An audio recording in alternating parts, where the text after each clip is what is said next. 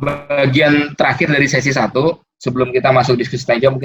Nah, pengelolaan paper ini lebih teknikal ya, artinya saya ingin membagi pengalaman saya setelah saya mendapatkan paper beratus-ratus, itu saya harus ngapain. Seperti itu. Waktu saya pengalaman mencari referensi itu saya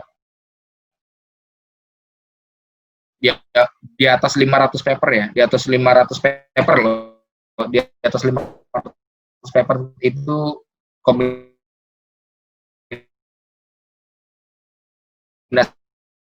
antara jurnal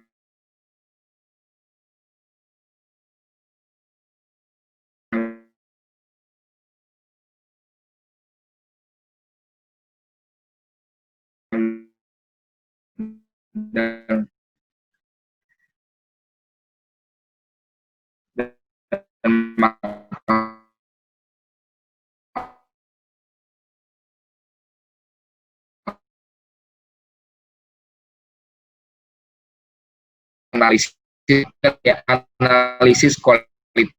Pengkajian ini kualitatif, otomatis kalian butuh tools untuk bisa melakukan analisis kualitatif. Oke,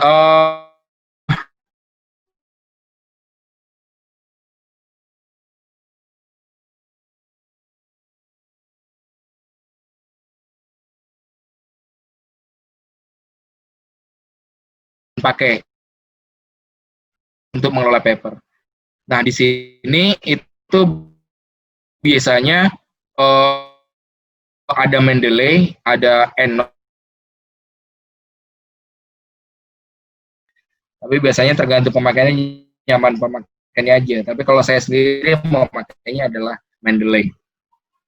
Nah, kemudian, ini adalah contoh Mendeley ya. Ini contoh Mendeley, artinya saya jadi ceritanya saya menggunakan banyak device. Contohnya sekarang saya menggunakan laptop yang tidak saya gunakan pada saat saya riset S3. Saya menggunakan riset S3 laptop lain. Ini cloud ya, jadi artinya kita login, artinya paper yang kita upload di situ, di laptop lama saya, kemudian begitu saya buka di laptop baru, ini semua muncul semua.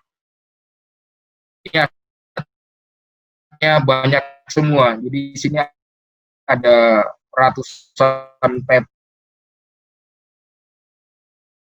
banyak banget, aplikasi sendiri, klasifikasi pemfolder, tergantung kalian nyamannya seperti apa. Kemudian di sini berdasarkan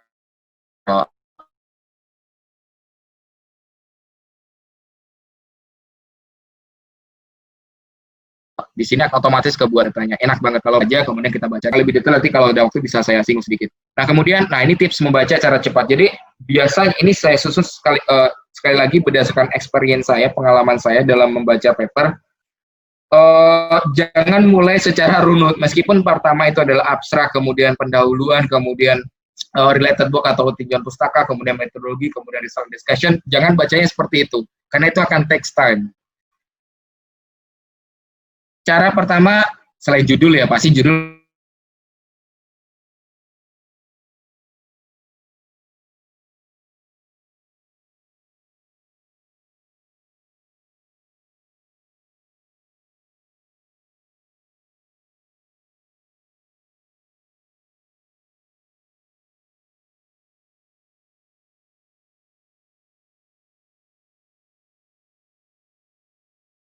yang tadi ya, ada author 1, 2, sampai N. Udah cukup kalau abstraknya bagus. Nah, setelah saya membaca abstrak, jangan langsung ke pendahuluan, baca kesimpulan. Karena kesimpulan yang bagus, harusnya itu dia menguraikan atau menegaskan kembali solusi atau jawaban atas problem penelitian. Problemnya sudah disinggung di abstrak, kemudian solusinya disinggung di kesimpulan. Hasilnya ini biasanya hasil utama, tapi kalau misalkan ke angka-angka, biasanya ada di kesimpulan, ataupun kalau misalkan ada juga author yang menjelaskan kalau misalkan hasilnya dalam bentuk angka, misalkan hasil penelitian ini membuktikan bahwa metode algoritma yang diusulkan mampu meningkatkan kinerja akurasi sekian mencapai 98%. Nah, itu biasanya ada, atau di kesimpulan juga seperti itu. Kemudian yang ketiga, jangan ke pendahuluan, lanjut ke bawahnya, baca limitasi dan penelitian lanjutan. Ada kalanya di dalam beberapa paper itu, limitasi dan penelitian lanjutan itu terpisah dari kesimpulan, jadi section sendiri. Dan umumnya limitasi dan penelitian lanjutan biasanya digabung menjadi satu section. Limitasi gunanya adalah untuk mengidentifikasi remain problem atau gap yang masih muncul di penelitiannya dia, si penelitiannya si doi, si author itu. Sementara penelitian lanjutan atau further research atau future research biasanya akan ngasih tahu ke kita nanti dia ke depannya mau meneliti apa. Misalkan biasanya dia papernya berkelanjutan. Jadi penelitian kedepannya adalah menggunakan metode algoritma ini untuk diuji cobakan pada sistem X misalnya, atau menggunakan algoritma ini untuk membangun sebuah apa. Atau misalkan tadi model nilai TI yang sudah didapatkan ini nantinya akan diuji cobakan pada studi kasus lapangan atau real data atau apapun itulah ya. Tapi pada prinsipnya kita akan diinfokan mengenai penelitian lanjutannya. Dan saya kasih warna merah ini adalah penting harus kalian baca terlebih dahulu di dalam paper. Kemudian setelah kalian membaca ini, biasanya sih kalau saya 1, 2, 3 ini sudah cukup, ini baca cepat ya. Untuk memetakan tadi, saya biasanya tidak membaca paper bawahnya. Kecuali tidak membaca yang 4, 5, 6, 7.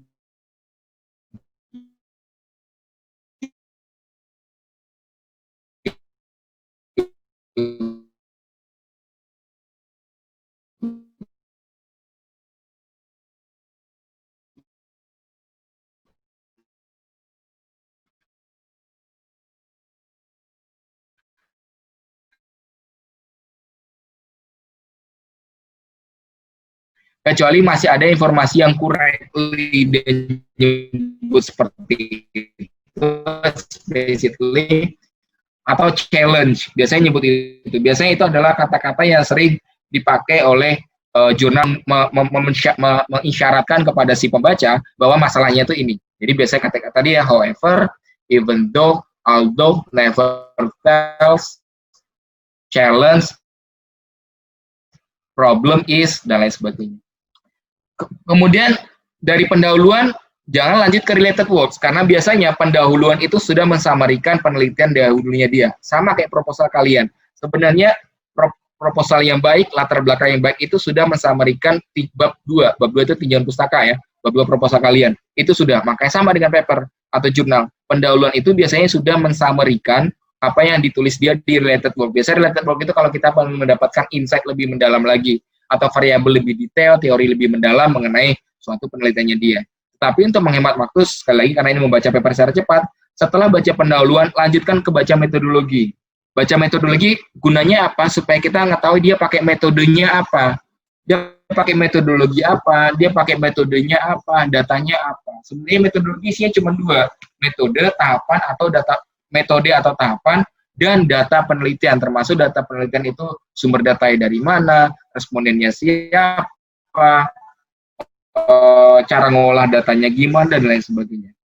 Kemudian, step ke-6 atau stream ke-6 itu baru bacalah hasil dan pembahasan jika kalian ingin mengetahui lebih detail. Baru terakhir. Nah, yang merah ini gunakan untuk mengidentifikasi dan biasanya digunakan untuk mendapatkan insight mengenai suatu paper. Nah, kalau kalian melakukan kajian mendalam, deep down, yang di stage 4, baru kalian baca 4, 5, 6, 7. Nah, inilah cara untuk membaca paper secara cepat yang berdasarkan, sekali lagi ini berdasarkan pengalaman saya, supaya teman-teman bisa dapat insight lebih cepat dari pada saat membaca sebuah paper.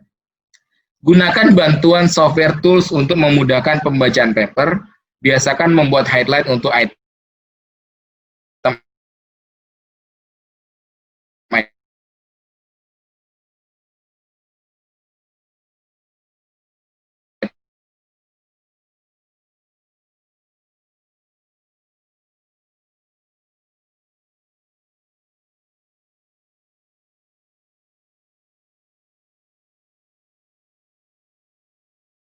misalkan nanti kalian bikin kuning atau oranye, itu biasanya untuk saya bikin highlightnya menggunakan komputer atau laptop yang pada saat saya melakukan studi S3. Nah, sekarang ini saya bukanya Mendeley-nya di laptop yang berbeda, artinya membuktikan bahwa Mendeley itu karena sifatnya dia cloud based, artinya apapun yang sudah kalian kerjakan di laptop lama juga pasti akan terekam. Meskipun nanti saya buka di smartphone saya, itu nanti juga pasti tampilannya sama kurang lebih seperti itu.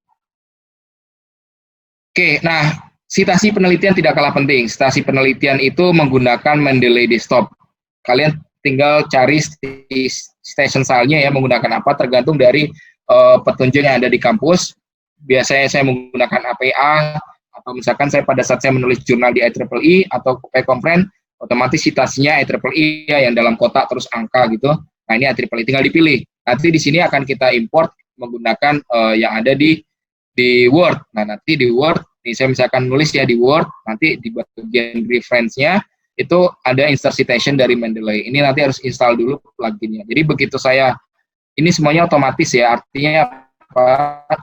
Artinya adalah paper yang ada di sini otomatis harus ada di Mendeley. Jadi misalkan di sini contohnya ya, komputasi layanan menjembatani kesenjangan layanan. Itu kata siapa? Kata si Zhang. Saya tinggal cari Zhang, nanti kita sesuaikan dengan layout dari citation style yang ada di kampus. Nah, ini tips melakukan citasi penelitian orang lain. Jangan menggunakan satu sumber citasi yang mendominasi tulisan kamu. Nggak boleh, karena itu sifatnya akan channel subjektif dan bergantung. Jadi pernah dapat kasus bahwa latar belakang rumusan masalahnya dia hanya berdasarkan satu citasi saja. Itu sangat tidak direkomendasikan, karena akan lemah, cenderung satu citasi, satu referensi saja. Karena kalau dia sangat ahli, kalau dia biasa-biasa saja atau jurnalnya tidak terlalu reputasi, itu akan sangat lemah sekali. Biasakan gunakan banyak citasi, terutama khususnya untuk membuat formulasi permasalahan. Hati-hati mengutip, jangan asal mengutip ya, tadi terkait isu plagiarisme ya. Kalau mengutip bulat-bulat sebaiknya kasih tanda petik atau apa, tergantung dari style yang ada di kampusnya masing-masing. Kemudian jangan melakukan copy paste tulisan karena bisa terdetek berbahaya, plagiarisme banget. Kemudian usahakan kita membaca langsung dari sumbernya. Maksud seperti ini, kalau kalian mendapatkan bahasa, misalkan kalian membaca dari satu jurnal A, ada suatu kalimat yang ternyata si jurnal A itu dia mengutip orang, misalkan kalimat tertentu, terus kemudian di referensi sama dia. Nah, kita mengutipnya jangan si jurnal A, tapi kejar yang yang di dalam kurungnya si jurnal A itu. Artinya langsung ke sumber yang digunakan atau yang disitasi oleh si jurnal A tersebut, supaya kita tidak kehilangan esensinya. Siapa tahu di jurnal A udah merubah ya, memparafrase dari kalimat aslinya. Nah, kita langsung direct ke sumber asli. Kemudian tata cara penulisan citasi, nah ini harus sesuai pedoman yang gunakan style. Sekali lagi juga gunakan bantuannya, tadi saya pakai Microsoft plugin-nya Mendeley yang di dalam Microsoft, kemudian membuat catatan kecil dari berbagai sumber rujukan kamu. Saya biasanya membuat catatan kecil itu secara digital. Secara digital artinya setelah saya highlight, saya bisa kasih komentar. Atau misalkan kalau kalian pakai PDF reader, itu juga bisa pakai komentar atau highlight. Untuk beberapa teman-teman yang masih hobi mencetak ya, hard copy, nggak apa-apa. Kadang saya juga melakukan hal seperti itu, karena pengalaman lebih enak ngebaca ini kayak misalkan sekarang ini saya punya paper yang kebetulan ke print karena memang saya melakukan review. Jadi biasanya sebelum saya menulis paper itu ada beberapa lagi yang saya print, saya coret-coret, kemudian lebih enak, kesannya itu lebih hidup gitu ya, nyoret-nyoret paper ya. Cuman ya biasanya ini saya gunakan kalau memang saya ada waktu luang dan memang pengen banget lebih detail lagi. Ini seperti paper yang pengen saya submit, jadi saya harus teliti lagi dan sebagainya. Tapi kalau hanya untuk membaca, saya biasanya menggunakan file digital.